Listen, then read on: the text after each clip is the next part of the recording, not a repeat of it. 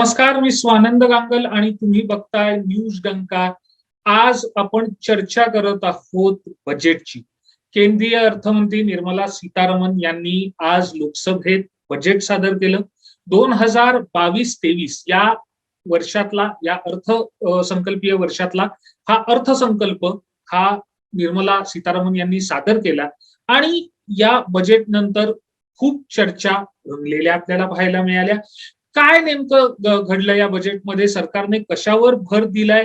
नेमकं काय स्वस्त झालं, काय महाग झालं, शेअर बाजारावर त्याचा काय परिणाम झाला, मध्यम वर्गाला काय दिलासा मिळाला, महिलांसाठी काय दिलं, शेतकऱ्यांसाठी काय दिलं, या सगळ्यावर आज आपण चर्चा करणार आहोत. या बजेटचं एक स्वतःचं वेगळं महत्व होतं.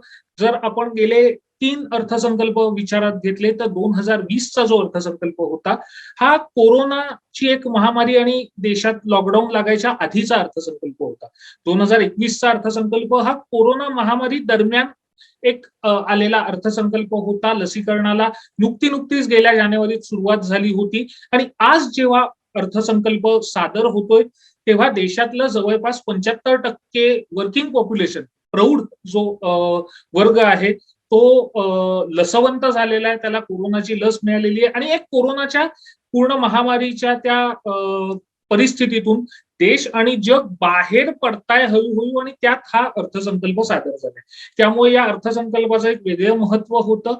तर एकूणच हा अर्थसंकल्प काय होता हे आपण आपल्या तज्ञांकडनं जाणून घेऊया. आपल्या सोबत आहेत अपर्णा कुलकर्णी, प्राध्यापक अपर्णा कुलकर्णी या सेंट झेवियर्स महाविद्यालयात इकॉनॉमिक्सच्या प्राध्यापक आहेत. आपल्या सोबत आहेत CA नंदन खांबेटे, ते स्वतः चार्टर्ड अकाउंटंट आहेत, प्रॅक्टिसिंग चार्टर्ड अकाउंटंट आहेत आणि ठाण्याच्या स्मॉल स्केल इंडस्ट्रीज असोसिएशनचे ते सदस्य सुद्धा आहेत. आणि आपल्या सोबत आहेत हिंदू इकॉनॉमिक फोरमचे जनरल सेक्रेटरी संजय ढवळीकर. तर मी सुरुवात करतोय अपर्णा कुलकर्णी मॅडम पासून. तर अपर्णाताई, नेमकं आजचा अर्थसंकल्प लक्षात घेता याचं प्राथमिक विश्लेषण कशा प्रकारे करा? सर्वप्रथम आपणा सर्वांना नमस्कार आणि आपण ही संधी दिली त्याबद्दल मी आभार मानते. आणि मला अर्थसंकल्प जो समजला आणि माझ्या दृष्टीनं त्याचं जे काही अवलोकन आणि त्याचं जे काही व्हॅल्युएशन आहे ते करण्याचा मी प्रयत्न करीन. मला असं वाटतं की मागच्या 2 वर्षांचे अर्थसंकल्प आणि या वर्षाचा अर्थसंकल्प हा आपल्याला त्याचं विश्लेषण करायचं असेल तर करोनाच्या पार्श्वभूमीशिवाय ते विश्लेषण अपुरं ठरेल. त्यामुळे करोनाच्या पार्श्वभूमीवर आणि तिसरी लाट कुठेतरी संपत येऊन हा पॅन्डेमिक आता एंडेमिकच्या दिशेने वाटचाल करतोय असं आपण जर म्हणत असू तर त्या दृष्टीनं या अर्थसंकल्पामध्ये काय असायला हवं होतं आणि काय आहे असा एक तुलनात्मक दृष्टिकोन ठेवून मी याचं विश्लेषण करीन. आणि माझं पहिलं म्हणजे इम्प्रेशन म्हणूया किंवा पहिली माझी प्रतिक्रिया अशी आहे की करोना 2 वर्षांचा हा काळ अनुभवल्यानंतर आणि अर्थव्यवस्थेची झालेली पडझड, वाढलेली बेरोजगारी, महागाई आणि आपल्या देशामध्ये वाढलेलं दारिद्र्य ह्या सगळ्याचा विचार करता शॉर्ट टर्म मध्ये किंवा ज्याला आपण अल्पकाळ म्हणू आणि मग दीर्घकाळ याचा कुठेतरी संतुलन साधण्यासाठी हा अर्थसंकल्प सादर झाला. आणि मागच्या वर्षाची पार्श्वभूमी लक्षात घेतल्याशिवाय या वर्षीचा अर्थसंकल्प लक्षात येणार नाही असं एक माझं मत आहे. आणि हे मांडत असताना मला ही पूर्ण जाणीव आहे की अर्थात अर्थसंकल्प सादर करणं ही राजकीय कसरत असते आणि ती आर्थिक कसरत सुद्धा असते. त्यामुळे त्याला जितकी अर्थकारणाची पार्श्वभूमी आहे तेवढीच राजकारणाची सुद्धा पार्श्वभूमी अर्थसंकल्पाला असते. त्यामुळे काही तरतुदी किंवा काही घोषणा ह्या राजकीय स्वरूप आणि एकूणच राजकीय परिस्थिती लक्षात घेऊन कराव्या लागतात आणि मग त्याचा जो उरलेला भाग आहे तो आर्थिक अशा स्वरूपाचा असतो. त्यामुळे शॉर्ट टर्म ग्रोथ आणि लॉंग टर्म डेव्हलपमेंट या दोन्हीचा कुठेतरी ताळमेळ साधण्याचा प्रयत्न आपल्या अर्थमंत्र्यांनी केला आहे असं माझं स्पष्ट मत आहे. कारण तुम्ही या अर्थसंकल्पाच्या ज्या प्रायोरिटीज आहेत त्या प्रायोरिटीज बघितल्यात तर तुमच्या असं लक्षात येईल की या अर्थसंकल्पाचा मुख्य भर कृषी, त्यानंतर इन्फ्रास्ट्रक्चर, मूलभूत सुविधा, पायाभूत सुविधा अशा प्रकारचा आहे आणि त्यासाठी अत्यंत भरीव अशी तरतूद या अर्थसंकल्पानं केली. आणि हा अर्थसंकल्प म्हणजे मागच्या वर्षीच्या अर्थसंकल्पाला पूरक अशा स्वरूपाचा सुद्धा होता. पायाभूत सुविधांच्या वाढीसाठी म्हणजे ग्रामीण भागात असेल किंवा शहरी भागामध्ये असेल तिथे पायाभूत सुविधांचा विकास व्हावा म्हणून भरीव तरतूद करण्याची सुरुवात झाली. आणि या अर्थसंकल्पामध्ये कदाचित त्याची काय म्हणूया आपण साखळी म्हणून यावर्षी सुद्धा त्या तरतुदी झाल्या असं आपल्याला लक्षात येईल.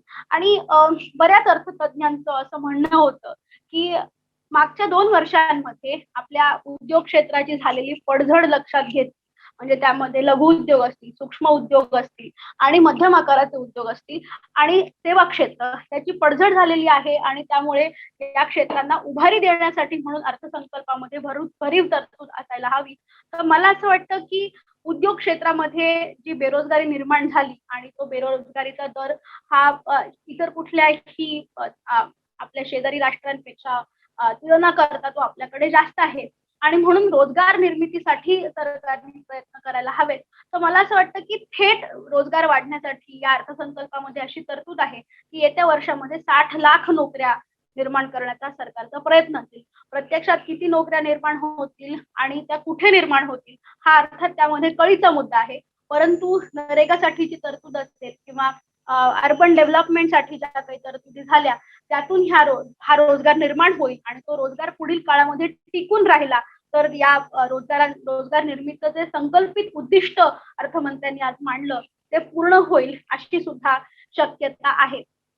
त्याचबरोबरीनं आपण अर्थसंकल्प सादर होताना एक निरीक्षण असं दिसलं की अर्थसंकल्पामध्ये ज्या काही तरतुदी हळूहळू समोर येत होत्या त्या तरतुदी समोर येत असताना शेअर बाजारांनी एक सकारात्मक प्रतिसाद या अर्थसंकल्पाला दिला आणि अचानक 900 अंकांची उसळी झाली आणि त्या 900 अंकांनी तो शेअर बाजार वधारला असं एक निरीक्षण लक्षात आलं. आणि ते होत असतानाच कुठेतरी क्रिप्टोकरन्सी आणि आरबीआय आता आपलं डिजिटल करन्सी डिजिटल रुपी आणणार आहे अशी सुद्धा घोषणा झाली. त्याचं सुद्धा शेअर मार्केटने स्वागत केलं आणि लगेच जेव्हा टॅक्सेशन संबंधी घोषणा होत होत्या त्यावेळेला तिथे क्रिप्टोकरन्सी मधून येणारं जे उत्पन्न आहे त्यावरती 30% कर लावला जाईल अशी सुद्धा घोषणा झाली.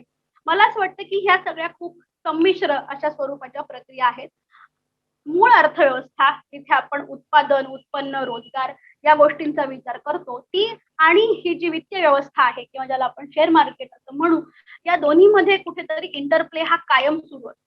पण म्हणून शेअर मार्केट अर्थव्यवस्थेचा आरसा आहे किंवा अर्थव्यवस्थेत जे होतं ते शेअर मार्केटमध्ये प्रतिबिंबित होतं का तर आर्थिक सिद्धांत असा सांगतो की असं होत नाही. म्हणजे अर्थव्यवस्थेची जी वाटचाल चाललेली असते ती त्या वाटचालीचं विश्लेषण करायचं असेल तर मुळात रोजगार किती निर्माण होतात, लोकांच्या हातात प्रत्यक्ष उत्पन्न किती येतं हे जास्त महत्वाचं आहे. आणि शेअर मार्केटमध्ये जे होतं ते इन्व्हेस्टरची सेंटिमेंट असते. म्हणजे ज्यांच्याकडे सरप्लस इन्कम आहे, ज्यांच्याकडे गुंतवणूक करण्याजोगं उत्पन्न आहे त्यांची सेंटिमेंट त्यांची भावना त्यातून दिसून येते. त्यामुळे आपण त्याला किती महत्व द्यायचं हा एक वेगळा मुद्दा आहे. कारण बऱ्याच ठिकाणी मी चर्चा सकाळपासून बघत होते तर बरेच लोक क्रिप्टोकरन्सी आणि मग त्या आणि दुसरी दुर्दैवाची गोष्ट म्हणजे आपल्या देशात मुळात साक्षरता कमी आहे. त्यामुळे ही साक्षरता नसल्या कारणामुळे त्या जेव्हा आरबीआय ही त्या क्रिप्टोकरन्सीच्या बाबतीमध्ये लक्ष घालणार आहे आणि स्वतःची डिजिटल रुपी अशी करन्सी आणणार आहे तर त्याबाबतचे घोळ आणि लोकांच्या मनातले गोंधळ समोर यायला लागले. त्यामुळे त्याचं काय होणार हा एक वेगळा मुद्दा आहे. पण आगामी काळात आपल्याला कळेलच की नेमकं त्याचं काय होणार आहे आपल्याला नक्कीच. पण एकूण तुमची प्रतिक्रिया लक्षात घेता हे एक समतोल संतुलित अशा प्रकारचं बजेट होतं. मी नंतर तुमच्याकडे येऊ इच्छितो. आपल्याला अपर्णाताईंनी सांगितलं त्याप्रमाणे संतुलित बजेट होतं. एक लक्षात बघायला घेतलं तर 5 राज्यांच्या निवडणुका तोंडावर आहेत आणि पॉप्युलिस्ट बजेट असेल का अशा प्रकारची एक चर्चा सुरू होती. पण तसंही फार पॉप्युलिस्ट स्वरूपाचं बजेट दिसलं नाही आणि अर्थमंत्र्यांनी त्यांच्या भाषणात एक सूचक वक्तव्य केल्यासारखं जाणवलं. ते म्हणजे की आत्ता भारत स्वातंत्र्याचा अमृत महोत्सव साजरा करत असताना आपण इंडिया ॲट 100 म्हणजे पुढच्या 25 वर्षाचा विचार करून त्याचा पाया रचणारं बजेट किंवा तसा अर्थसंकल्प म्हणजे 2047चा पाया आपण या अर्थसंकल्पातून रचलाय असं वाटतं का? काय सांगता? सर्वप्रथम न्यूज जंकाचे आभार आम्हाला इथे आमंत्रित केल्याबद्दल. आपण आता यांनी बऱ्यापैकी संक्षिप्त स्वरूपात सगळंच बजेटचं बऱ्यापैकी कव्हर केलेलं आहे. आपण म्हणाल तसं आनंद आपण म्हणाल तसं पुढच्या महिन्यात 5 राज्यांची निवडणूक आहेत. इनफॅक्ट याच महिन्यात आहेत, फेब्रुवारी 1 तारखेला होतो आपण आज. तर बऱ्याच जणांच्या अपेक्षा होत्या की काही पॉप्युलिस्ट मेजर्स येतील, काही इन्कम टॅक्स स्लॅब्स मध्ये चेंज होतील किंवा काही ऍडिशनल डिडक्शन्स मिळतील.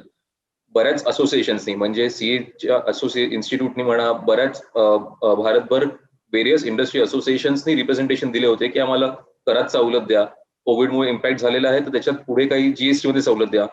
तर हे न देता जे लोकांच्या अपेक्षा होत्या सर्वसाधारणपणे की आम्हाला काही सवलत मिळेल आणि 5 राज्यासमोर निवडणुका असल्यामुळे त्यांना खात्री होती की काही ना काहीतरी तरी मिळेल, पण त्यापैकी काहीच न मिळाल्यामुळे बऱ्याच जणांची निराशा झाली आहे. पण त्यांना मी सुरुवातीला एवढंच सांगू इच्छितो की हे आपण शॉर्ट टर्म गेन्सचा विचार न करता आपल्याला पुढे 25 वर्षासाठी फाउंडेशन जे तयार करायचंय त्या फाउंडेशनसाठी लागणार हे बजेट 2022 होतं. 2021चं बजेट पण साधारण त्याच लाईनवर होतं आणि 2022चं बजेट त्याचं कॅरी फॉरवर्ड व्हर्जन आहे. 2023 साली आपण सांगू शकत नाही, पण हे कॅरी फॉरवर्ड होत राहणार आहे. आपल्याला स्ट्रॉंग फाउंडेशन क्रिएट करण्यासाठी हे त्यांनी बरेच मेजर्स आणले होते. आता ह्याच्यात एमएसएमईच्या माध्यमातून किंवा इंडस्ट्रीच्या माध्यमातून त्यांनी काही फायनान्सिंगसाठी किंवा काही स्कीम्स त्यांच्या आहेत ते रिव्हॅम्प केलेले आहेत. म्हणजे त्यांनी उदाहरणार्थ ECLGS emergency credit line guarantee scheme ही कोविड काळात ज्यांना इफेक्ट झाला होता इंडस्ट्रीला त्याच्यासाठी आणली होती. ती स्कीम मध्ये त्यांनी अजून 50,000 कोटीचे ऍडिशनल भर करून 5 लाख कोटीपर्यंत सरकार कर्जाची गॅरंटी घेणार आहे. म्हणजे 5 लाख कोटी खूप मोठी रक्कम आहे. कुठल्याही नवीन उद्योगाला अजून पैसे हवे असतील त्याची मुदतवाढ पण सरकारने 31 मार्च 23 पर्यंत केली आहे.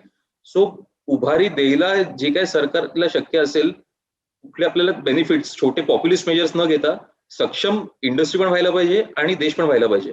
त्या हिशोबाने जे करायचे त्याच्यासाठी गव्हर्नमेंट बजेटमध्ये अनाउन्समेंट केलेली आहे. आपण आज जर बजेटचा ओव्हरऑल सारांश बघितला तर त्याच्यात त्यांचा भर होता इन्फ्रास्ट्रक्चरवर, जे गेले 2 वर्ष 3 वर्ष चालू आहे आणि पुढचे 10 वर्ष आपल्याला गरजेचं आहे. म्हणजे आपले गडकरी साहेब जेव्हा आले होते नवीन मंत्री म्हणून केंद्रात, तेव्हा त्यांनी सांगितलं होतं की आपल्या देशात लॉजिस्टिक्स कॉस्ट ही 14% होते साधारण ऍव्हरेज प्राइसच्या, जी बाहेरच्या देशात 6 ते 7%. ही गॅप आपण ब्रिज केली तर इन्फ्लेशन म्हणा, डेव्हलपमेंट म्हणा, हे सगळ्या बाकी गोष्टी ऑटोमॅटिक आटोक्यात येऊ शकतात. त्याच्यासाठी लागणार इन्फ्रास्ट्रक्चर हे क्रिएट करायची गरज आहे. त्याच्यावर त्यांनी आता भर दिलेला आहे आणि आपण म्हणतो तसं इन्फ्रास्ट्रक्चर सेक्टर हे मल्टिप्लायर इफेक्ट देतं. आपण कुठल्या स्पेसिफिक B2C ला दिलं तर रिस्ट्रिक्ट होतं. इन्फ्रास्ट्रक्चर म्हटलं की त्याच्या भोवती लागणारे बरेच पाईप म्हणा सगळेच इंडस्ट्रीच्या भोवती फिरतात आणि व्हॉल्यूम क्रिएट होतो. सो इकॉनॉमीला चालना देणारा सेक्टर म्हणजे इन्फ्रास्ट्रक्चर सेक्टर आहे आणि त्याला बूस्ट मिळाला की इकॉनॉमीची चालना होणार आहे आणि ग्रोथ होणार आहे. त्या व्यतिरिक्त नवीन आपण फ्युचरमध्ये जेव्हा बघतो की आपल्याला झिरो कार्बन करायचे, झिरो एमिशन हवंय, त्यासाठी लागणारं इलेक्ट्रिक व्हेकलची गेल्या 2 ते 5 वर्षात बरीच वाढ झाली आहे. त्यासाठी लागणारी त्यांनी बॅटरी स्पॅर पॉलिसी आणली आहे. त्याचे आता मायन्यूट डिटेल्स किंवा काही डिटेल्स असतील ते आपल्याला बघायला मिळतीलच. पण ज्या दिशेने आपण जातोय किंवा त्यांनी नवीन PLI स्कीम आजच बजेटमध्ये बजेट सादर करता करता त्यांनी एक PLI स्कीम 19,000 कोटीची PLI स्कीम सोलार मॉड्यूल्स मध्ये केली आहे इंटिग्रेटेड. आता ह्याचा फायदा इंडिजिनस कंपन्यांना जे भारतात येऊन मॅन्युफॅक्चरिंग करणार आहेत, मेक इन इंडिया करणार आहेत, त्यांना नक्कीच होणार आहे आणि परत त्याचा इफेक्ट होणार आहे आपल्या भारताच्या इकॉनॉमीवर. टॅक्सच्या अँगलनी बऱ्याच जणांना अपेक्षा होत्या काही मिळतील का नाही मिळतील. बऱ्याच जणांचे होते की आमचे इन्शुरन्स प्रीमियम वाढलेले कोविडमुळे किंवा लाईफ इन्शुरन्स प्रीमियम वाढलेले कोविडमुळे, त्यामुळे त्याची ऍडिशनल वजावट्या त्या अधिक वजावट्या. पण ते त्या साधारण वेळेला सरकारचं असं चाललेलं नाहीये. पण आपण कोविड काळात बघितलं असेल की भारतीयांमध्ये जी माणुसकीने कोणी एकमेकांना मदत केली, कोणाला पैशाची गरज असेल तर काही कंपन्यांनी त्यांच्या एम्प्लॉईला मदत केली किंवा आपल्या नातेवाईकांना मदत केली, NGOs थ्रू मदत केली. तर आतापर्यंत इन्कम टॅक्स मध्ये काही प्रोव्हिजन नव्हती की हे एक्झेम्प्ट होऊ शकेल. आतापर्यंत जर मी माझ्या मित्राला 5 लाखाची मदत केली कोविडच्या ट्रीटमेंटसाठी तर ते 5 लाख त्याला इन्कम म्हणून टॅक्स होणार होतं आणि त्याच्यावर त्याला टॅक्स भरायची गरज होती. हे त्यांनी बजेटमध्ये आता आणले. कोविड काळात कंपन्यांनी त्यांच्या एम्प्लॉईला कितीही मदत केली कोविडच्या खर्चासाठी ती इन्कम मध्ये पकडली जाणार नाही, ते त्यांनी एक्झेम्पशन दिलेलं आहे. दुसरं, कोणी व्यक्ती कोविडमुळे जर गेला वारले किंवा पास झाले तर त्याच्या फॅमिलीला कोणी त्यांच्या कंपनीनी किंवा कुठल्याही नातेवाईकांनी किंवा कुठल्याही तिराहितानी त्यांनी पैसे दिले 10 लाखापर्यंत आणि तो माणूस गेल्याच्या 12 महिन्याच्या आत त्याच्यावर पण टॅक्स भरायची गरज नाही. म्हणजे माणुसकीचा जो मुद्दा आहे की त्या फॅमिलीला सपोर्ट करायला कोविडच्या काळातनं अडचणीतनं बाहेर पडायला जो मुद्दा आहे त्याच्यात त्यांनी टॅक्सची सवलत दिलेली आहे. क्रिप्टो करन्सी हे मागच्या 1 वर्षात 2 वर्षात बऱ्यापैकी भारतात वाढलेलं आहे. आपण बराच डेटा बघितला तर बरेच नवीन क्रिप्टोकरन्सी एक्सचेंजेस आलेले आहेत. त्याच्यावर बऱ्याच ईडीच्या त्याच्या धाडी पडतात, कारण रेग्युलेटेड नाही अजून. कसं ऑपरेट करायचं, व्हर्च्युअल करन्सी आहे, त्याचं बेस काय, अंडरलाईन ऍसेट आहे का, ते क्लॅरिटी नाही आपल्याकडे. आणि लोक आपल्या इथे 100 रुपये 500 रुपये इन्व्हेस्टमेंट करतात, पण उद्या जर त्याचे 0 रुपये झाले तर जबाबदार कोण? ह्याच्यासाठी लागणारे रेग्युलेशन, ह्याच्यासाठी लागणारे रिस्ट्रिक्शन्स हे त्यांनी इन्कम टॅक्स मधनं एक छोटी गोष्ट म्हणून इन्कम टॅक्स मध्ये आणलेले आहेत. आपण आता म्हणायला तशा की त्यांनी 30% स्टेट टॅक्स आणलेला आहे. त्यात परत ट्रॅकिंग करायला त्यांनी टीडीएस ची पण प्रोव्हिजन त्याच्यात आणलेली आहे. सो उद्या कोणीही पेमेंट करायचं असेल त्यांना टीडीएस कापणं बंधनकारक आहे, एक्सचेंजला टीडीएस घेणं बंधनकारक आहे. त्या व्यतिरिक्त इन्कम टॅक्स मध्ये म्हणायचं झालं तर मेक इन इंडिया जेव्हा होतं आणि नवीन इथे उद्योग येतात, तर त्यांना उद्योगांना नवीन उद्योगासाठी 2020च्या बजेटमध्ये सरकारने 15% टॅक्स, कन्सेशनल टॅक्स रेटची एक नवीन योजना आणली होती, जेणेकरून नवीन कंपन्या जे भारताच्या बाहेरनं भारतात येतील किंवा भारतातल्या पण कंपन्या जेव्हा नवीन बिझनेस चालू करतील त्यांना फक्त 15% कॉर्पोरेट टॅक्स प्लस सरचार्ज भरायची गरज होती. फक्त याच्यात कंडिशन अशी होती की 31 मार्च 23 पर्यंत तुमचं प्रोडक्शन चालू व्हायला पाहिजे. पण फेब्रुवारी 20 नंतर 2 वर्ष कोविडमध्ये गेली, तर ते त्यांनी सर्टन्टी दिली. हे लिमिट संपणार होती 31 मार्च 23ला, अजून 6 वर्ष बाकी आहे. पण फॉरेन इन्व्हेस्टर्सला सर्टन्टी पाहिजे की मी आल्यावर मला बेनिफिट मिळणार का नाही. तर 31 मार्च 23 ची त्यांनी 31 मार्च 24 आत्ताच केली. सो कुठल्याही फॉरेन इन्व्हेस्टरला इथे येऊन कन्सेशनल टॅक्स रेटचा उपयोग घ्यायचा असेल तर तो लगेच घेऊ शकेल. आणि बऱ्याच कंपन्यां साधारण आपण बघतो की पब्लिक प्रोक्युरमेंट, एमएसएमईना मेन मुद्दा असतो की वेळेवर पैसे मिळत नाही. त्याच्यासाठी लागणारे स्कीम्स आहे, टीआरईडीएस सिस्टम आहे, 45 दिवसाचा ऍक्ट आहे, ते असलं तरी पैसे मिळत नाही. त्यांनी बरीच चांगली आता याच्यात प्रोव्हिजन आणली आहे की पब्लिक प्रोक्युरमेंट पॉलिसीमध्ये त्यांनी असं प्रोव्हिजन आता आणतायत की 75% रक्कम 10 दिवसात एमएसएमईला देतील. सो ही खूप मोठी गोष्ट आहे. 10 दिवसात जर मला 75% मिळत असेल, माझी कॉस्ट जर रिकव्हर होत असेल, तर मला पुढे काहीच बघायला नको, वर्किंग कॅपिटल माझा कॅश फ्लो कुठे अडकत नाही. सो अशा बऱ्याच त्यांनी दिलेल्या आहेत. तर एक एक करून आपण पुढे बघू. नक्कीच संजयजी, मी तुमच्याकडे येऊ इच्छितो आणि मी तुमच्याकडे स्पेसिफिकली जे उद्योग जगत आहे, कारण की तुम्ही त्यांच्याशी जास्त तुमच्या फोरमच्या माध्यमातून आणि तुमचा व्यक्तीचा पण चांगला संबंध असतो. आणि पहिल्यापासून जर का या नरेंद्र मोदी सरकारचा एक आपण बघितलं तर त्यांचा भर हा कायम अशा प्रकारे उद्योग जगताला चालना देणं, उद्योजक नवीन निर्माण होतील या दृष्टीने गोष्टी तयार करणं. तर आता इन्फ्रास्ट्रक्चरचा मुद्दा हा पुन्हा त्याच दृष्टीने महत्वाचा आहे. किंवा एक नवीन घोषणा बघायला गेलं तर जे रुरल इकॉनॉमी आणि फार्मिंग सेक्टरशी रिलेटेड स्टार्टअप्स असतील त्यांना नाबार्डकडनं फंडिंग होण्याची घोषणा सरकारने केलेली आहे. तर अशा विविध योजना, करामध्ये काही सवलती दिलेल्या आहेत, सहकार क्षेत्राला असू दे किंवा उद्योग जगताला असू दे. तर या दृष्टीने उद्योग जगताचं या पूर्ण बजेटकडे बघायचा दृष्टिकोन कसा आहे? स्वानंद, मला असं वाटतं सर्वात पहिले आपण एक गोष्ट लक्षात घेतली पाहिजे. आत्ताचे आधीचे दोन्ही म्हणजे अपर्णाताई किंवा नंदनजी या दोघांनी सांगितलं, त्याचा थोडक्यात मी सारांश जर करायचं झालं तर मला असं वाटतं या सरकारला म्हणजे ते एक मॅनेजमेंटचं प्रिन्सिपल आहे, what is to be done. त्यांना 100% माहिती आहे काय करायला हवं, why it is to be done हे सुद्धा त्यांना माहिती आहे की हे कशासाठी करायला हवं, कसं करायचंय, कुठल्या टाइम फ्रेम मध्ये काय करायचंय. हे संपूर्ण त्यांना ही सूत्र जी आहेत ही संपूर्ण त्यांनी या चतुःसूत्रीचा त्यांनी अत्यंत चांगल्या प्रकारे त्यांनी वापर केलेला आहे. आजचं जर बजेट बघितलं आपण तर त्याच्यामध्ये मला महत्वाच्या ठळकपणे उद्योग, व्यवसाय, इकॉनॉमी या दृष्टीने धरून मला एक 3-4 महत्वाच्या बाबी वाटतात. त्यातलं सर्वात पहिले की हे एकतर ग्रोथ ओरिएंटेड बजेट आहे. नुसतं ग्रोथ ओरिएंटेड नाही म्हणता येणार, इन्फ्रास्ट्रक्चर बूस्ट ह्याच्यामध्ये होते. इन्फ्रास्ट्रक्चर बूस्ट आणि हे ग्रोथ ओरिएंटेड म्हटलं की त्याच्यामध्ये एम्प्लॉयमेंट जनरेशन आहे. मग वेगवेगळ्या प्रकारच्या एम्प्लॉयमेंट जनरेशनच्या दृष्टीने सुद्धा ह्याच्यामध्ये त्यांनी त्याच्यामध्ये आहेत त्याच्यात. आणि हे सर्व करताना आता जग ज्या दृष्टीने चाललेलं आहे, टेक्नॉलॉजीचा जास्तीत जास्त वापर करून मग ते उद्योगामध्ये इज ऑफ डुईंग बिझनेस असेल, म्हणजे त्यांनी जी आकडेवारी दिली त्याच्यामध्ये आतापर्यंत इतक्या प्रकारची लायसन्सेस किंवा बाकीची जी प्रक्रिया होती त्यांना त्यांनी अबॉलिश केलं आणि अजून पुढे जाऊन ते काहीतरी करणार. इज ऑफ डुईंग बिझनेस ज्याला आपण म्हणतो त्याच्यासाठी त्यांनी प्रावधान त्याच्यामध्ये चांगलं त्यांनी हे केलेलं आहे. त्यांनी उद्योगाच्या बरोबर स्किल डेव्हलपमेंट म्हणजे स्किल डेव्हलपमेंट ही स्कीम जी आहे किंवा ही योजना जी आहे ती चालू, परंतु त्यांनी आता स्पेसिफिकली त्याच्यामध्ये असं म्हटलं की उद्योगाला धरून काही स्किल डेव्हलपमेंट आणि त्याच्यामुळे पुढे नोकरी किंवा एम्प्लॉयमेंट जनरेशन हे कसं होईल हे सुद्धा त्यांनी त्याच्यामध्ये हे केलेलं आहे. आता आपण ज्या वेळेला हे म्हणतो त्यावेळेला एक लक्षात घेतलं पाहिजे की जसं आता नंदनजींनी सांगितलं की वेगवेगळ्या प्रकारच्या ECGLS वगैरे जसं हे त्यांनी अजून 1 वर्षासाठी त्यांनी एक्सटेंड केलेले आहेत ह्या सगळ्या योजना. हे का केलेल्या आहेत तर आज आपण कोविडच्या याच्यातनं बाहेर पडतोय आणि या इकॉनॉमीला बूस्ट देण्यासाठी, या इकॉनॉमीला गती देण्यासाठी आणि अर्थचक्र परत वेगाने फिरण्यासाठी ह्या सगळ्या गोष्टी अत्यंत आवश्यक आणि महत्वाच्या आहेत.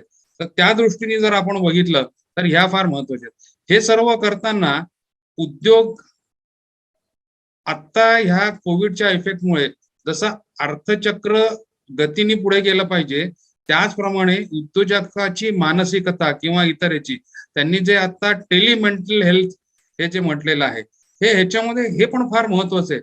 आज जर सर्वात जास्त स्ट्रेसमध्ये जर कोण असेल माझ्या मते तर तो उद्योजक आहे. आता ह्याचा त्याला फायदा होणार आहे की नाही, म्हणजे आपण ज्या वेळेला एखादी योजना म्हणतो किंवा एखादी स्कीम आपण ज्या वेळेला म्हणतो त्याचाही टोटॅलिटी विचार केला पाहिजे.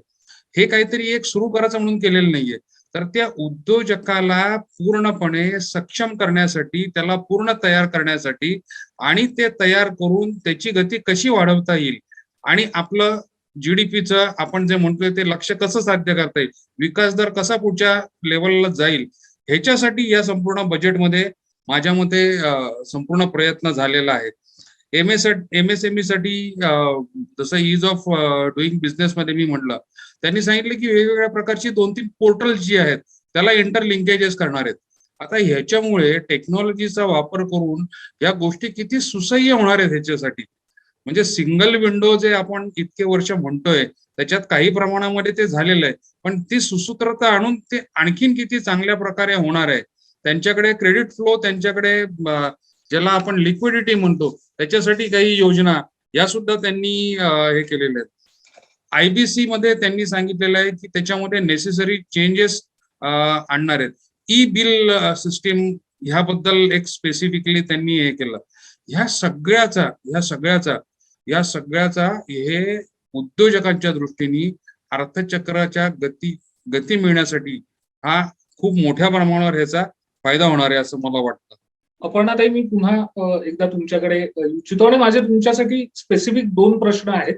एक प्रश्न तर या पॅनलवरच्या एकमेव महिला प्रतिनिधी या अनुषंगाने की महिलांना प्रत्येक वेळेला बजेटमध्ये असं होतं की महिलांसाठी बजेटमधनं काय आलं किंवा देशातला जो आपला एक महत्वाचा घटक आहे त्यांच्यासाठी या बजेटने काय दिलं, आणि जेव्हा अर्थमंत्री स्वतः एक महिला असतात तेव्हा ती अपेक्षा अजून थोडीशी उंचावलेली असते.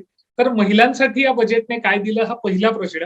आणि दुसरा, तुम्ही प्राध्यापिका आहात म्हणून तुम्हाला विचारतो, या बजेटमध्ये एक महत्वाची घोषणा करण्यात आली ज्याची फार कुठे चर्चा झालेली मला दिसली नाही. ती घोषणा अशी होती की 1 क्लास 1 टीव्ही चॅनल, आणि जवळपास 200 अशा प्रकारचे टीव्ही चॅनल्स सुरू करायचा निर्णय हा अर्थमंत्र्यांनी बोलून दाखवला. त्यात रिजनल लँग्वेज म्हणजे मातृभाषेतून शिक्षण यालाही प्राधान्य देण्याच्या संदर्भात त्यांनी सूतोवाच केलं. आणि जी सरकारचं नवे शैक्षणिक धोरण त्यांनी आणलेलं आहे ते पुन्हा याच लाईनीवर जाणारं आहे. तर याच्याबद्दल काय सांगाल? मला असं वाटतं हे दोन्ही प्रश्न अत्यंत सुसंगत आणि कोविड नंतरचा काळ आणि त्या पार्श्वभूमीवरती या प्रश्नांची चर्चा अधिक स्वरूपात होणं हे अत्यंत गरजेचं आहे. पहिल्या प्रश्नाचं उत्तर देताना मला इथे एक नमूद करावंसं वाटतं की आपल्या देशामध्ये महिलांसाठी वेगळं बजेट सादर करणं अशी कुठलीही प्रथा अशी आपल्याकडे नाही. पण जेंडर बजेटिंग अशी एक संकल्पना जी सुरुवातीला अकॅडमिक्स मध्ये आणि नंतर आता पॉलिसी मेकिंग आणि प्रॅक्टिसिंग म्हणजे पॉलिसी एक्झिक्युशन मध्ये ती आणण्याची एक यंत्रणा आपण बघितली. तर जेंडर बजेटिंग किंवा महिलांसाठी वेगळं बजेट असं काही नसतं.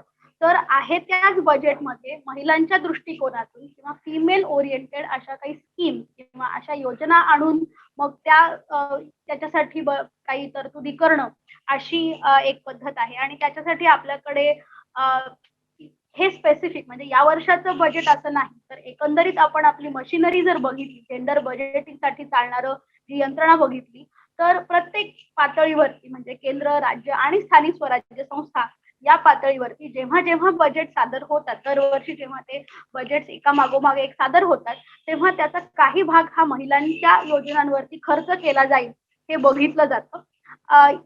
तुमच्या प्रश्नाचं स्वानंद स्पेसिफिक उत्तर द्यायचं झालं तर या वर्षाच्या बजेटमध्ये महिलांसाठी किंवा फिमेल ओरिएंटेड महिला लक्षी अशा नवीन कुठल्याही योजना नाहीत हे स्पष्टच करावं लागेल आणि हे स्पष्टपणे सांगावं लागेल की महिलांसाठी फारसं याच्यामध्ये काही नाहीये. पण यातल्या काही योजनांचा जर आपण विचार केला की आपण बघितलं की कोविड नंतर जेव्हा जे लॉकडाऊन लागले आणि त्यामुळे स्थलांतरित मजूर परत गेले आणि बेरोजगारीचा किंवा ज्याला आपण वर्क फोर्स पार्टिसिपेशन असं म्हणतो त्यामध्ये सगळ्यात मोठा फटका हा महिला वर्गाला बसला. म्हणजे असंघटित क्षेत्रात काम करणाऱ्या महिलांना याचा सगळ्यात जास्त फटका बसला. त्यामुळे या बजेटकडनं अपेक्षा अशी होती की असंघटित क्षेत्रासाठी भरीव असं काहीतरी केलं जाईल आणि मागे आपल्या देशामध्ये चर्चा सुरू झाली होती की आपल्याकडे नॅशनल मायग्रेशन पॉलिसी येईल म्हणजे स्थलांतरित मजुरांसाठी एक विशेष असं धोरण असेल आणि त्यामध्ये स्थलांतरित महिलांसाठी सुद्धा काही राष्ट्रीय स्तरावरती धोरण येईल आणि त्यातून त्यांना कुठली तरी मदत मिळेल अशी अपेक्षा होती.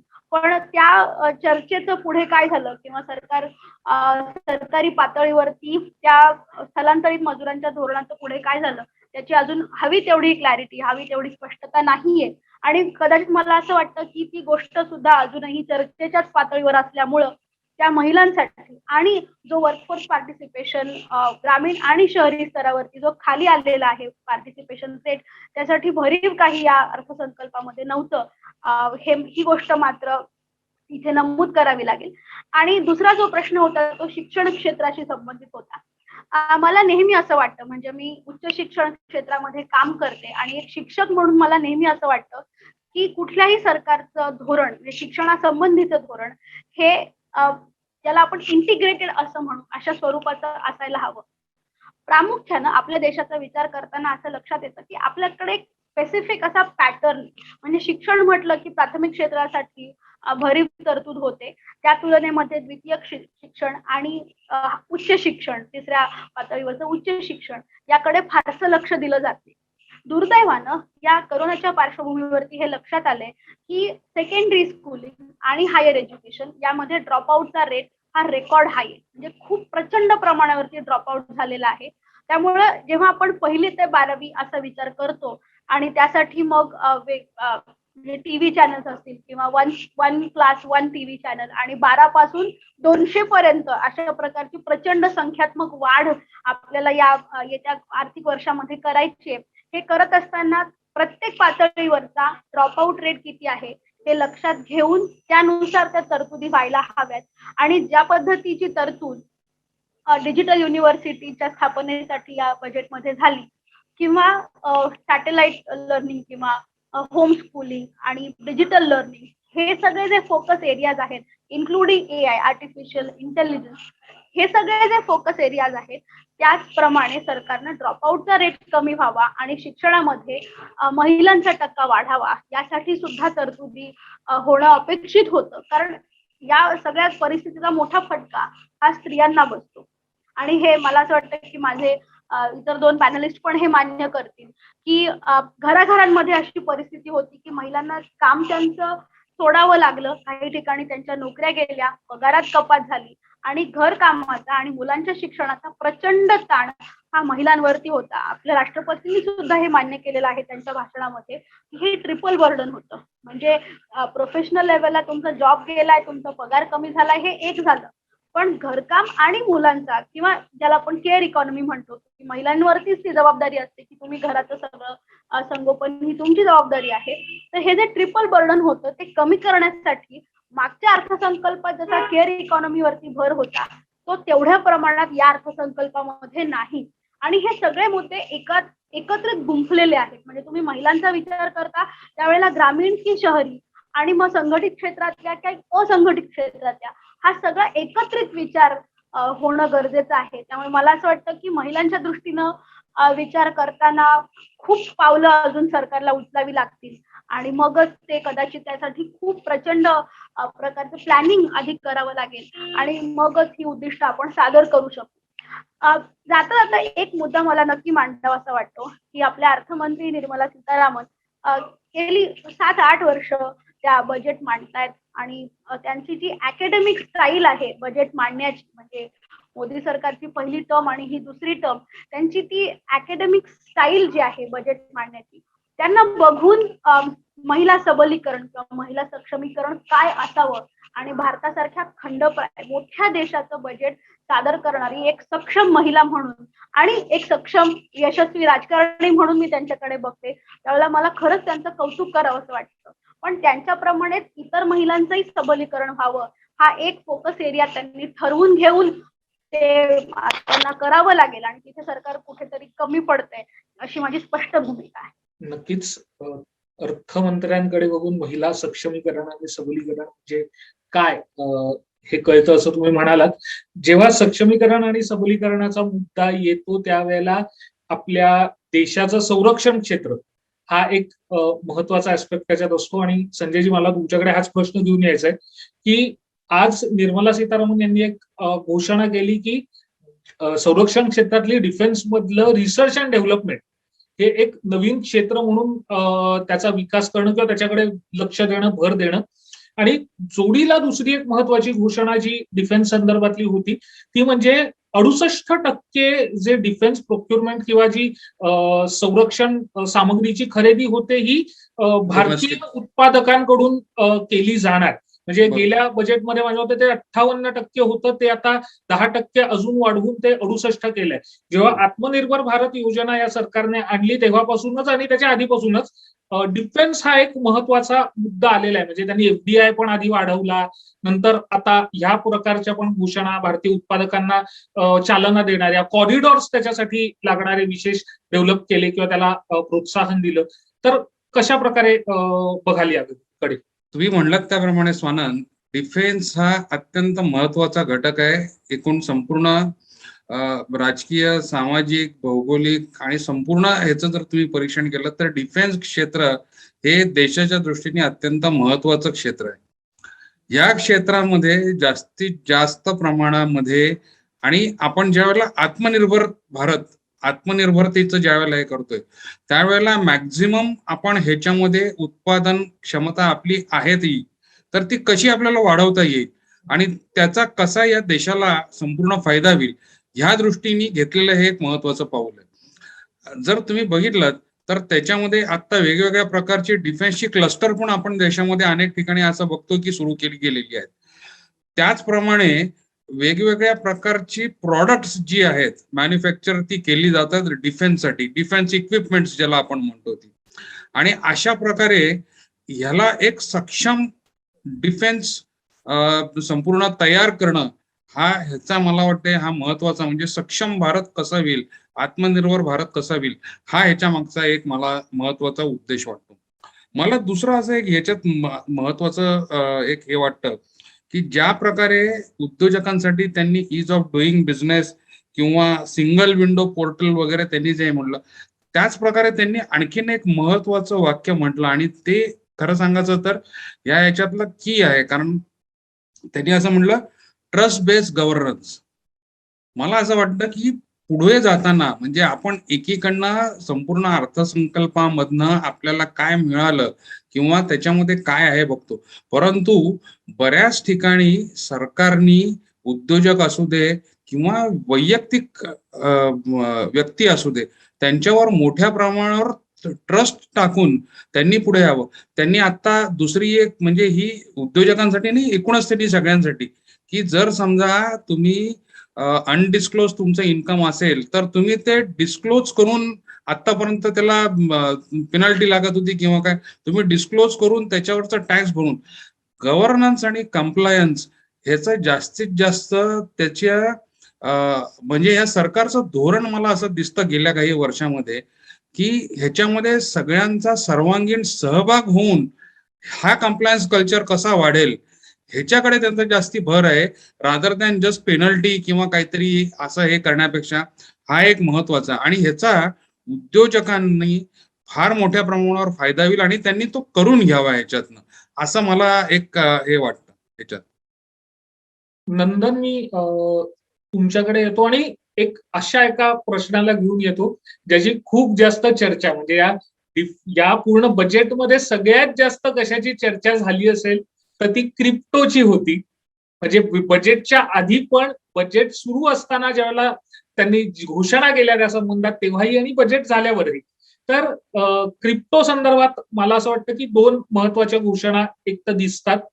एक म्हणजे जे क्रिप्टो ट्रान्झॅक्शनवर 30% टॅक्स या प्रकारची जी घोषणा केलेली आहे. कुठेही त्यांनी क्रिप्टो ट्रान्झॅक्शन असा उल्लेख केला नाही, पण तरीही समजणे वाले को इशारा काफी है, तसं तो क्रिप्टोवरचा टॅक्स आहे हे लगेच कळतं. आणि दुसरी घोषणा म्हणजे डिजिटल करन्सी आरबीआय लॉन्च करणार.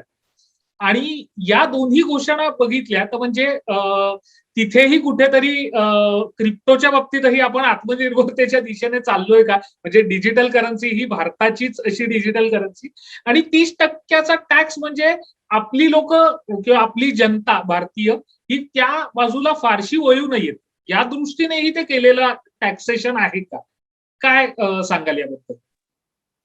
नक्कीच तुम्ही म्हणाला तसं समझने वाले को इशारा काफी है. तर त्यात एक मुद्दा फक्त लक्षात घेतला पाहिजे की त्यांनी जे बजेटमध्ये आणलेलं आहे डेफिनेशन, तर डेफिनेशन त्यांनी आणले व्हर्च्युअल डिजिटल ऍसेटचं. आता सर्वसामान्य आपला विषय न्यूजपेपरमध्ये, टीव्हीवर किंवा ऍप्समध्ये क्रिप्टो करन्सी येते, तो नक्कीच याचा भाग आहे. पण अजून एक नवीन digital asset, virtual digital asset म्हणजे एनएफटीज, नॉन फंजिबल टोकन्स, हे पण व्हर्च्युअल डिजिटल ऍसेटमध्येच गणले जातात. सो क्रिप्टो करन्सी म्हणा, एनएफटी म्हणा, अजून या व्यतिरिक्त पण कुठलेही व्हर्च्युअल डिजिटल ऍसेट आले ते या डेफिनेशन मध्ये कव्हर होऊन त्याच्यावर 30% टॅक्स येणार नाही. याचं म्हणाल तसं इंटेन्शन हे आहे की रेग्युलेटेड नाही आहे. उद्या तुम्हाला नुकसान झालं, तुम्हाला कुठे ट्रान्झॅक्शन करायचं असेल, कोणाचं कंट्रोल आहे का भारतात? तर कोणाचं कंट्रोल नाही. आपली डेमोक्रेटिक कंट्री आहे. प्रत्येक कंट्रीचे कॉन्स्टिट्यूशन असते आणि ते कॉन्स्टिट्यूशननुसार कंट्री चालते. तसं या क्रिप्टो करन्सीची किंवा कुठल्याही करन्सीची कॉन्स्टिट्यूशन आहे का जी सर्वसामान्यांना मान्य आहे? तर तसं आता काही नाहीये. व्हर्च्युअल डिजिटल असेटमध्ये क्रिप्टो करन्सी एक भाग झाला. दुसरं तुम्ही म्हणालात CBDC, central bank digital currency, centrally bank digital currency. So आता ही चायनामध्ये पण गेल्या 3 ते 6 महिन्यात आलेली आहे. त्यांनी पण सूचना दिलेली आहे की आम्ही सेंट्रल बँक डिजिटल करन्सी आणतोय. इंडियामध्ये ही चर्चा चालू होती. तुम्हाला आठवत असेल तर आरबीआय पहिल्या दिवसापासून क्रिप्टो करन्सीला एक्सेप्ट करत नव्हती. त्याला विरोध होता त्यांचा क्रिप्टो करन्सीचा, तुम्ही एक्सेप्ट करू नका असं त्यांनी सेंट्रल गव्हर्नमेंटला पण सांगितलं होतं, केंद्र सरकारनं.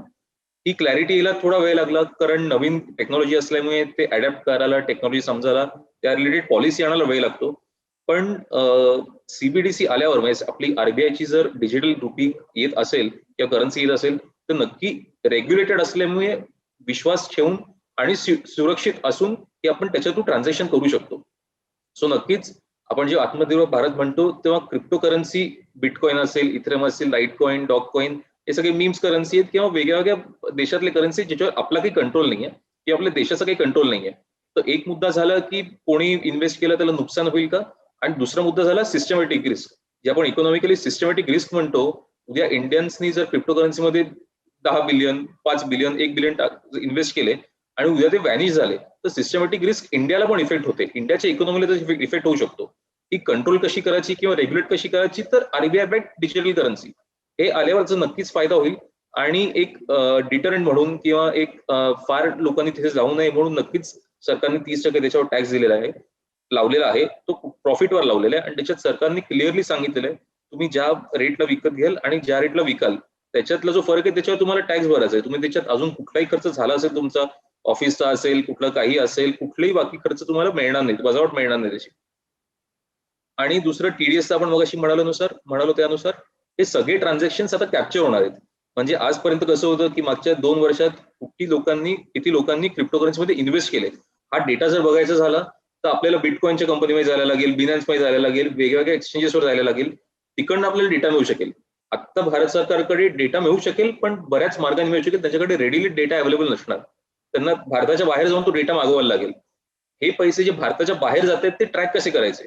सो आता हे आपल्या बँके थ्रू पैसे जात नसल्यामुळे आता सरकारला माहितीच नाही की किती पैसे भारताच्या बाहेर गेलेत. ट्रॅकिंग जे आहे हे ट्रॅकिंग आता होत नाहीये. टीडीएस आल्यामुळे पैशाचं ट्रॅकिंग होणार आहे किती पैसे तिथे गेले, किती रुपयांचे ट्रान्झॅक्शन झाले आणि कोणी केले, त्यांच्याकडे कुठून पैसे आले. सो हे लिंकेज ट्रॅकिंग हे केल्यामुळे सिस्टमॅटिक रिस्क इकॉनॉमिक जी असते ती आय थिंक कंट्रोल होणार आहे. मगाशीच एक फक्त दुसरा एक मुद्दा सांगतो जाता, तर एक वेअर हाऊसिंगचं त्यांनी स्कीम आणली आहे, किंवा प्रायव्हेट पब्लिक पार्टनरशिप मॉडेलमध्ये वेअर हाऊसिंगची स्कीम आणतात. तर गेल्या 3 ते 5 वर्षात फ्लिपकार्ट आल्यापासून, अमेझॉन, स्नॅपडील आल्यापासून वेअर हाऊसिंग ई कॉमर्सची जेवढी बूम पुढे वाढणार आहे, आपण जेवढे ऍप बेस्ड आपले कंपन्या वाढणार आहेत, डिलिव्हरी जिथे वाढणार आहे, तेव्हा वेअर हाऊसिंगला बूम येणार आहे. वेअर हाऊसिंगला बूम आल्यावर अगेन इन्फ्रास्ट्रक्चरचा भाग नाही, पण तोचा पण मल्टिप्लायर इफेक्ट होणार आहे. दुसरा पॉईंट, ECLGS आपण मगाशी मुद्दा मांडला. मी म्हणालो की त्यांनी लिमिट वाढवली आहे 50,000 कोटी ऍडिशनल आणि 1 वर्ष एक्सटेंड केलं. पण त्याच्यात आमच्या इंडस्ट्रीची एक मागणी होती जी ECLGS आल्यापासून होती, जी अजूनही पेंडिंग आहे, आणि अजूनही आम्ही सरकारना त्याची विनंती करत आहोत की आपल्या देशात 1500 अर्बन कोऑपरेटिव्ह बँक्स आहेत. आज ECLGS मध्ये फक्त प्रायव्हेट बँक, शेड्युल्ड बँक्स त्यांनाच इन्क्लूड केलेलं आहे, कोऑपरेटिव्ह बँक्सना इन्क्लूड केलेलं नाहीये. आपण जर बघितलं रुरल एरियामध्ये, आपण जे भारत म्हणतो, रुरल एरियामध्ये किंवा अर्बन एरियामध्ये पण जे लहान कंपन्या असतात ते सोयीस्कररित्या व्यवहार व्हावा म्हणून बऱ्याच जण कोऑपरेटिव्ह बँकेकडे जातात. आता ह्याच्यावर ECLGS बेनिफिट आहे, पण जे लोक कोऑपरेटिव्ह बँकेशी डील करतायत, त्यांच्याबरोबर डील करतायत, त्यांना बेनिफिट मिळत नाहीये. तर अशा लोकांना ECLGSचा खरंच फायदा होतोय का, आणि ह्या सरकारच्या स्कीमचा फायदा होतोय का? तर त्याच्यासाठी आमची वारंवार मागणी आहे, अजूनही आम्ही मागणी करत राहू की कोऑपरेटिव्ह बँक जर आता 1 वर्ष एक्सटेंड केलेलं आहे ECLGS, आता तरी कोऑपरेटिव्ह बँकेला त्याच्यात इन्क्लूड करा, आणि स्कीमचा बेनिफिट म्हणजे मॅक्झिमम लोकांपर्यंत जे इफेक्टेड आहेत खालच्या स्तरापर्यंत त्यांना सगळ्यांना बेनिफिट मिळू शकेल. त्या व्यतिरिक्त त्यांनी इंडस्ट्रीच्या हिशोबाने 2-3 आमचे मुद्दे असायचे की जेव्हा मला कंपनी चालू करताना सगळे चांगल्या पद्धतीने करतात, पण काही वेळा असं होतं की छोट्या इंडस्ट्रीमध्ये शक्यतो की प्रोप्रायटर असतात, किंवा एकच माणूस असतो तो कंपनी चालवतो किंवा स्वतः धंदा चालवतो. त्याचं वय झालं किंवा काही इन्सिडेंट झाला तर त्याला कंपनी बंद करायची असेल, कंपनी बंद करताना एवढे त्याच्यात कॉम्प्लिकेशन्स आहेत, एवढी प्रोसिजर आहे की ते म्हणतात जाऊ दे, कंपनी तशीच पडून राहू दे, मी काही करत नाही, ती गव्हर्नमेंटने स्ट्राईक ऑफ केली की जाऊ दे. आता त्यांनी 2 वर्षाचा कालावधी जो होता त्यांनी फास्ट ट्रॅक बेसिसवर स्कीम अनाऊन्स केली आहे. त्याची प्रोसिजर एक्झॅक्ट कळेल ती 6 महिन्यात क्लोज होऊ शकेल. कुठल्याही माणसाला लिगली जाऊन, कंप्लायन्सने जाऊन, प्रोसिजरली जाऊन धंदा क्लोज करायला आवडेल. हे आल्यामुळे ते सगळं व्यवस्थित होऊ शकेल. त्यानंतर ग्रीन बॉन्ड्सचा त्यांनी मुद्दा आणलाय. आपण बरंच EV इलेक्ट्रिक व्हेकल म्हणा किंवा नवीन carbon free, zero carbon, zero emission सगळ्यांनी ग्रीन बॉन्ड्स आज तुम्ही जगभरात बघितलं तर बरेच रिन्युएबल एनर्जी कंपन्या असतील, रिलायन्स आता आलेला आहे, अडाणी त्या क्षेत्रात आहे, सुझलॉन बरेच वर्ष आहे. सो ह्याचा फोकस आतापर्यंत नव्हता या कंपन्यांवर, कारण ते इकॉनॉमिकल नव्हतं. आता स्केलमुळे, लोकांच्या एक्सेप्टन्समुळे हे बिझनेस, हा धंदा, हे सेक्टर ग्रो होणार आहे. आणि फायनान्सिंग जगात जिथे पोल्युशन कमी आहे किंवा जिथे कॉर्पोरेट गव्हर्नन्स चांगला आहे, तिथे इन्व्हेस्टर जायला त्यांना हवं असतं, किंवा ग्लोबल इन्व्हेस्टर्सना हवं असतं.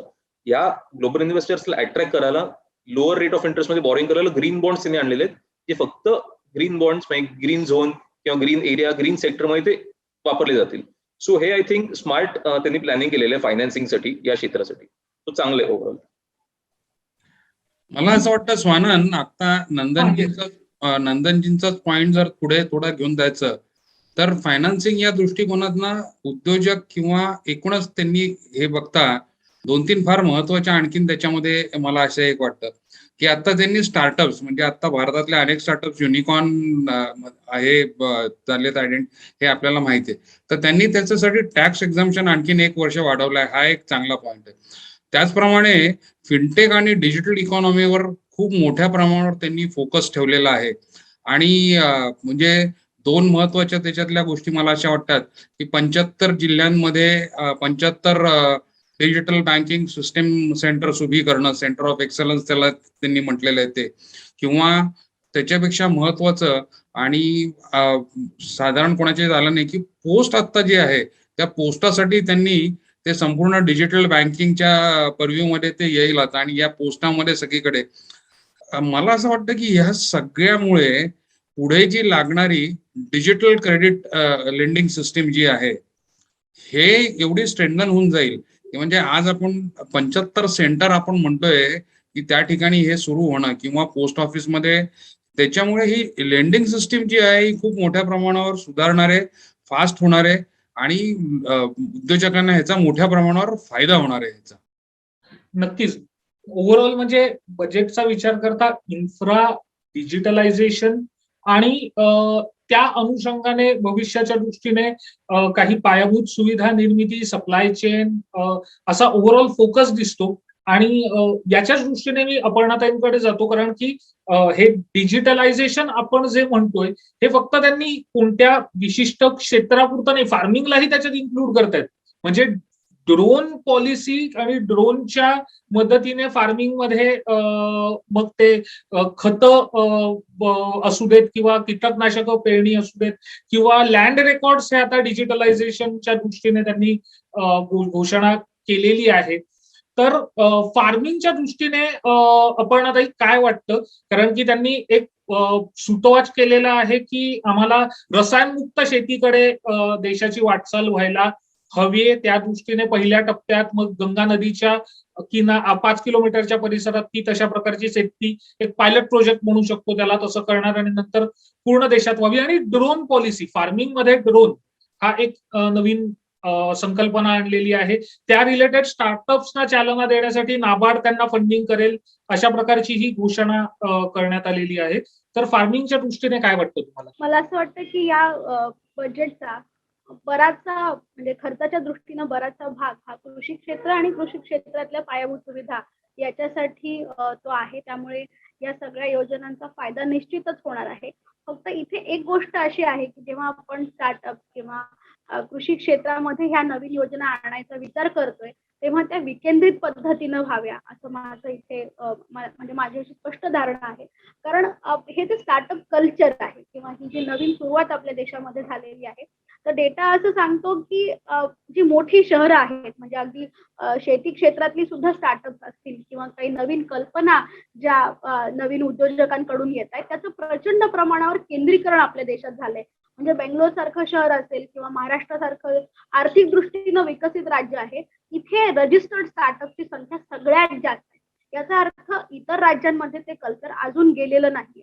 आणि शेती क्षेत्राचा आपल्या देशातला एकूण विस्तार बघता आणि शेती क्षेत्र ही असंघटित क्षेत्रातली सगळ्यात मोठी ऍक्टिव्हिटी आहे, जिथे रोजगार पण निर्मिती होते आणि तिथूनच उत्पन्न निर्मिती सुद्धा होते. त्यामुळे शेती क्षेत्रात आणि नाबार्ड तिथे प्रोजेक्ट फायनान्सर म्हणून उभा असेल, ह्या सगळ्या गोष्टींचं प्लॅनिंग आपण करतोय त्यावेळेला ते विकेंद्रित पद्धतीनं व्हावं, तरच ते सस्टेनेबल असणार आहे.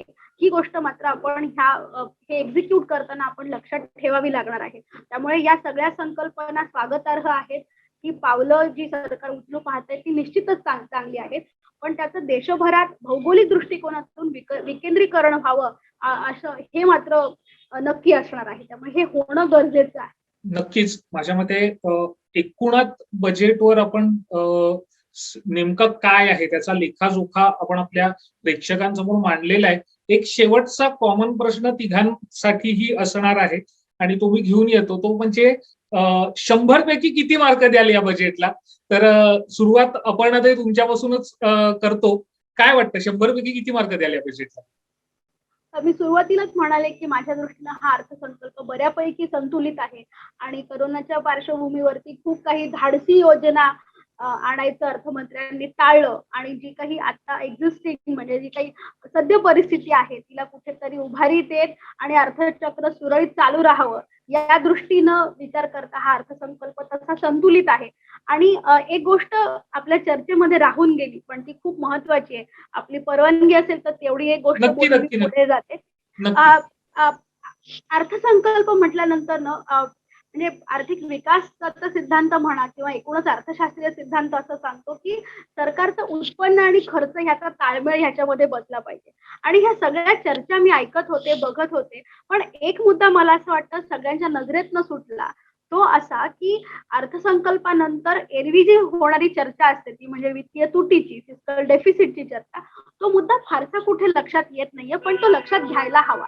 मागच्या वर्षीच्या अर्थसंकल्पामध्ये असं उद्दिष्ट ठरवण्यात आलं की 6.8 पर्यंत वगैरे आपलं डेफिसिट असेल आणि मग त्या दृष्टीने आपण आपले खर्च आकारणार आहोत. या वर्षी सरकारचं फिस्कल मॅनेजमेंटची जी क्वालिटी आहे म्हणजे आपण गुणवत्ता म्हणू त्या फिस्कल मॅनेजमेंटची, ती सुधारल्याचं माझ्या लक्षात आलं. कारण जेवढा आपला अंदाज होता वित्तीय तुटीचा त्या अंदाजापेक्षा फक्त 0.1% म्हणजे 0.1 एवढीच फक्त त्यामध्ये भर पडली. पण अन्यथा आपण आपलं वित्तीय तुटीचं निर्धारित उद्दिष्ट हे गाठलेलं आहे आणि ते कधी जर कोरोनाच्या दुसरी लाट आणि ही जी तिसरी लाट आहे त्या पार्श्वभूमीवर आपण ते करू शकलेलो आहोत. मला असं वाटतं की यासाठी सरकारला पूर्ण गुण आपण दिले पाहिजेत, कारण आपण इतर देशांच्या फिस्कल मॅनेजमेंटचा विचार केला तर आपल्या लक्षात येईल की सगळीकडे प्रचंड गडबड उडाली आहे आणि त्यामुळे सरकारचं उत्पन्न एकीकडे, खर्च एकीकडे, अशा प्रकारची सगळी म्हणजे सगळा गोंधळ आपल्याला दिसून येतो. किओटिक सिच्युएशन आहे. पण त्या तुलनेत आपल्याकडे सरकारच्या वित्तीय जे काही व्यवस्थापन आहे त्याची गुणवत्ता वाढत चालली आणि एक सुधारणा दिसून येते.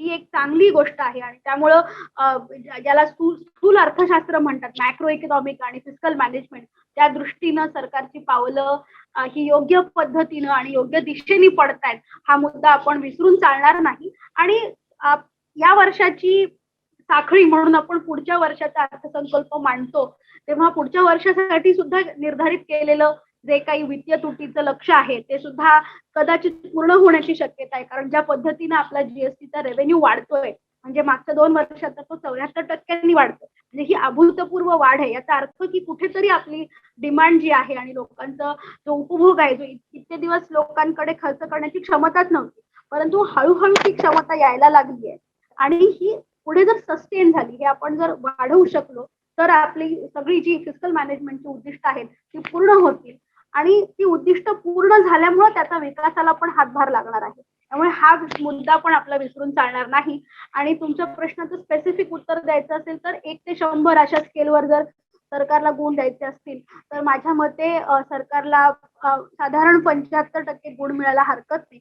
त्यामुळे संतुलित आणि अधिकचे जे काही पुढचे पॉइंट्स असतील ते सरकारच्या फिस्कल मॅनेजमेंटसाठी मी देईन. त्यामुळे माझ्या मते या सरकारला 75% गुण मिळायला हरकत नाही. अपर्णाताईंच्या मते सरकारचा हा अर्थसंकल्प म्हणजे डिस्टिंक्शन त्याला मिळालेलं आहे. नंदन, काय सांगशील, 1 ते 100च्या पैकी किती गुण या अर्थसंकल्पाला? माझ्या मते इन्फ्रास्ट्रक्चर बूस्ट किंवा लॉंग टर्म ग्रोथ फाउंडेशन या संदर्भात सरकारने बजेटमध्ये आणलेलं आहे. पण नोकरदार माणसाला आज जर हातात पैसा हवा असेल, आयडी कर सवलत म्हणा किंवा अजून एक्झाम्शन डिडक्शन म्हणा, त्या ह्यानी त्याला काही राहत किंवा रिलीफ मिळत नाहीये. सो ओव्हरऑल पिक्चर बघता किंवा ओव्हरऑल बजेट बघता 75 ते 80 या दरम्यान मी देऊ इच्छितो. Okay okay. संजयजी? तसं म्हटलं तर एक जसं नंदनजींनी सांगितलं तर तो एक टॅक्स एक्झाम्शन जे प्रत्येक नोकरदार वर्गाला किंवा कोणाला जरूर असतं ते सोडलं तर अन्यथा हा संपूर्ण अर्थसंकल्प जो आहे तो सर्वस्पर्शी आणि सर्वसमावेशक वाटतो की त्याच्यामध्ये सगळ्या गोष्टींचा विचार करून तो बनवला गेलेला आहे. फार आव्हानात्मक होण्याचा सुद्धा प्रयत्न केलेला नाहीये आणि संपूर्ण समतोल जसं आपण आताही म्हणल्या त्याच्यामध्ये साधला गेलाय. त्यामुळे 75-100 पैकी 75 गुण आपल्याला देता येतील ह्याला निश्चितच. नक्कीच आपल्या तिघीही जे तज्ञ आहेत त्यांचं असं एकमत झालेलं आहे की 75% गुण हे या सरकारला या अर्थसंकल्पासाठी देऊ शकतो. म्हणजे थोडक्यात या कसोटीवर अर्थसंकल्पाच्या बाबतीत नरेंद्र मोदींचं हे सरकार आणि अर्थमंत्री निर्मला सीतारामन या डिस्टिंक्शनने पास झालेले आहेत असं म्हणायला हरकत नाही. तर 75% गुणांचा हा अर्थसंकल्प तुम्हाला कसा वाटला हे तुम्ही प्रेक्षक म्हणून आम्हाला आमच्या कमेंटमध्ये नक्की लिहून कळवा. तुमचे काही प्रश्न असतील तर तेही आम्हाला पाठवा. त्याच्यावर काही विश्लेषणात्मक उत्तरं शोधण्याचा आम्ही नक्की प्रयत्न करू. तुर्तास तुम्ही न्यूज डंकाचा हा व्हिडिओ बघितलात त्याबद्दल प्रेक्षक म्हणून तुमचे धन्यवाद. हे आपले सगळे तज्ञ वेळात वेळ काढून त्यांच्या व्यस्त दिनचर्येतून आज आपल्याला सोबत विश्लेषण करायला सहभागी झाले, त्यामुळे त्यांचे आभार. न्यूज डंका कायमच आपल्यासाठी अशा वेगवेगळ्या विषयांवरच्या चर्चा व्हिडिओ घेऊन येत असतो, पण ते बघण्यासाठी तुम्ही न्यूज डंकाला लाईक करा, हा व्हिडिओ लाईक करा, सबस्क्राईब करा आमच्या चॅनलला आणि तुम्हाला अजून कोणत्या विषयावर असे व्हिडिओज बघायला आवडतील हे आम्हाला कमेंटमध्ये नक्की लिहून कळवा. पुन्हा एकदा भेटू नव्या एका व्हिडिओसह. तोपर्यंत धन्यवाद.